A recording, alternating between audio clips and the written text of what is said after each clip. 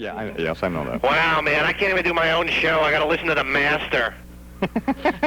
Wow, what a show you got going for you, man. Stan Martin, Jeff Greenfield. Brilliant! Thank you. Jeff Greenfield, he's really cool. Figures he's a fan of mine. Nobody knows who he is. Why don't you talk about things people care about? Well... Like how Geraldo had to drug women to get laid. Oh, God.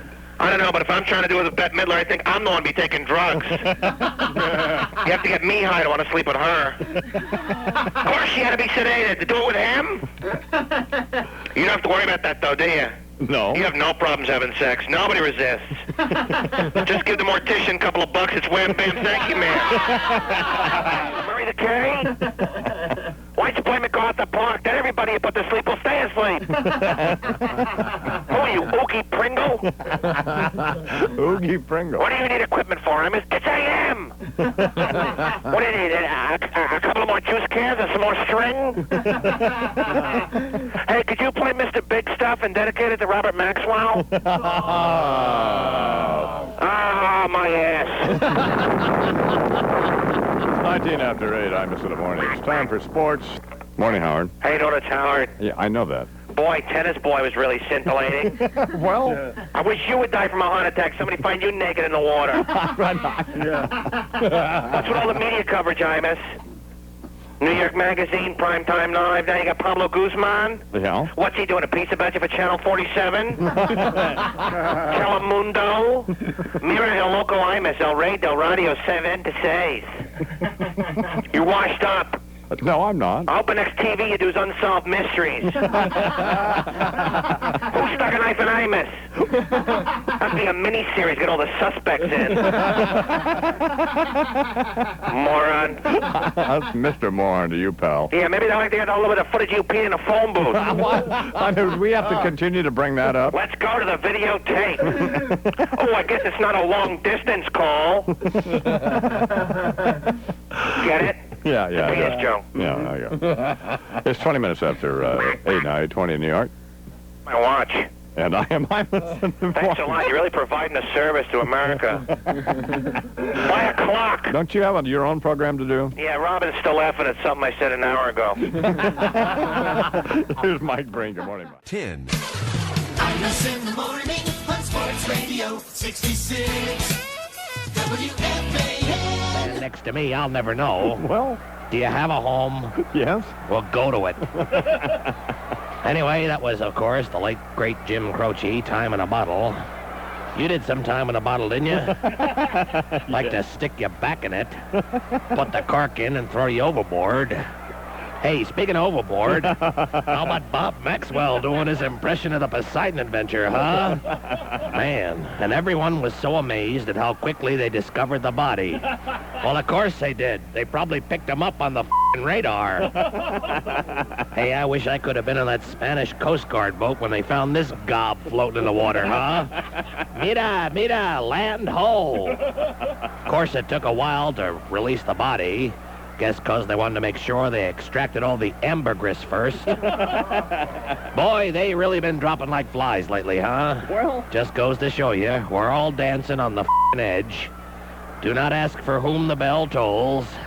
Fred McMurray, gone to join Uncle Charlie. You know, I hear as a tribute at the funeral, they had a couple of kids in high tops tap their feet on the coffin. Hey, you know they're going to want to make a TV movie about the Thomas hearings. Get that chick who plays Cosby's daughter to be Anita Hill. And then Danny Glover would probably... No, wait. Cast that Urkel kid as Thomas. Boy, that'll piss off Leonard Jeffries, huh? Judge Thomas, this Long John Silver... Did I do that? Speaking of the pant load, did you catch him and his mama in People magazine? Got a shot of them sitting on the couch reading a good book. Not the Kama Sutra, the New Testament. What the hell are they trying to prove, huh? They're supposed to clean up the image? Like sexual deviants don't read the Bible. Hey, Jimmy Swaggart makes sure there's one on the nightstand every time he checks into a Motel 6 with a hooker.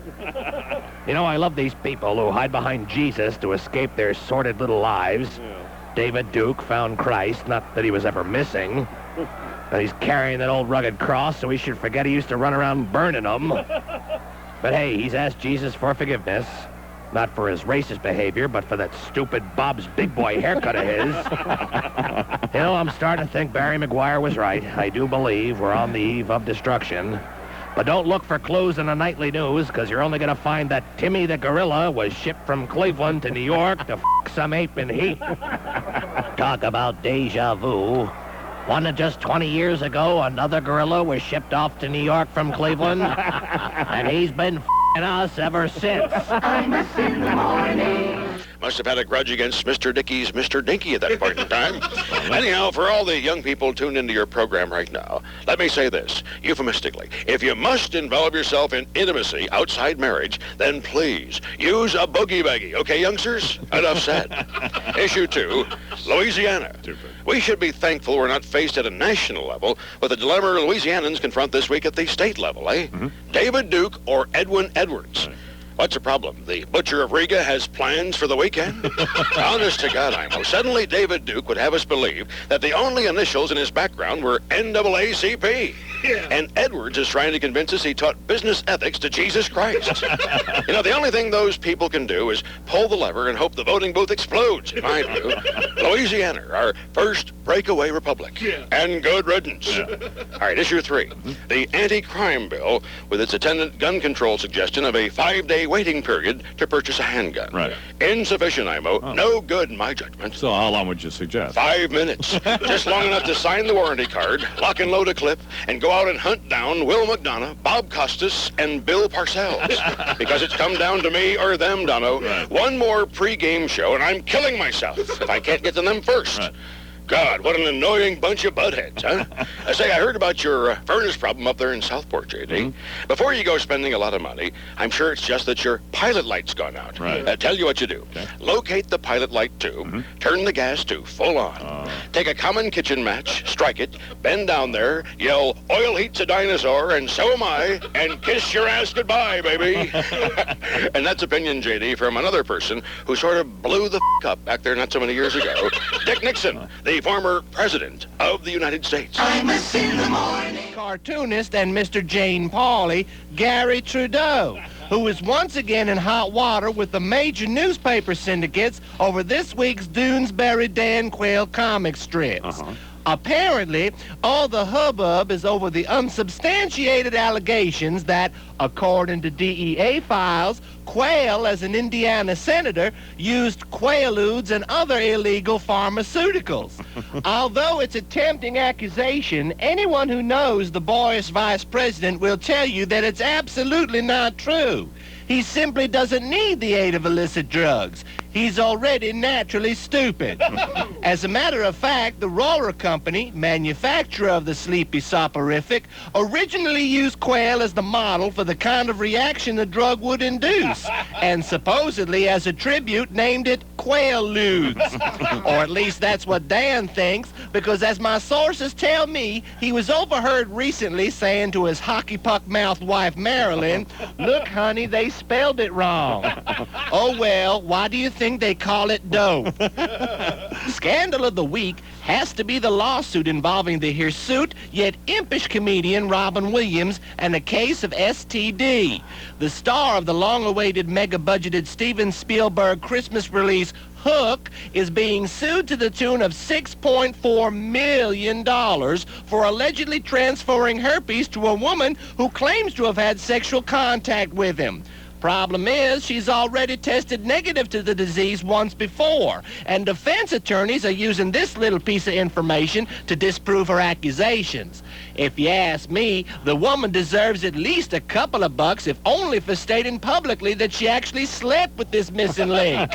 Maybe she could use the money for therapy. I must say, however, what with Robin being such a quadruple A shtick maniac who is always on, one wonders how they were able to do anything at all. Nanu, nanu. Well, forget about going south for the winter. The real hot spot these days is the triangle between Canal and, I don't know what the other street is, but it's called Tribeca, which also happens to be the name of the Shishi restaurant presently embroiled in a NIMBY brouhaha. NIMBY, in case you didn't know, is the word used by screaming yuppies everywhere that stands for not in my backyard. And that's exactly what the star-studded co-owners of the trendy eatery are saying about the possibility of having a drug rehabilitation center in the same neighborhood as their hip little bistro. But wait, before you cry foul over this politically incorrect behavior, it's not because they are opposed to Project Return in theory. It's just that neither Robert De Niro, Sean Penn, nor Bill Murray want drug addicts in their front yard either. They don't want the competition. In a statement made by a spokesperson for the three, they feel that, quote, it's hard enough to score down here as it is. Tisk, tisk. Quelle pathetique. Imus in the morning. Imus in the morning.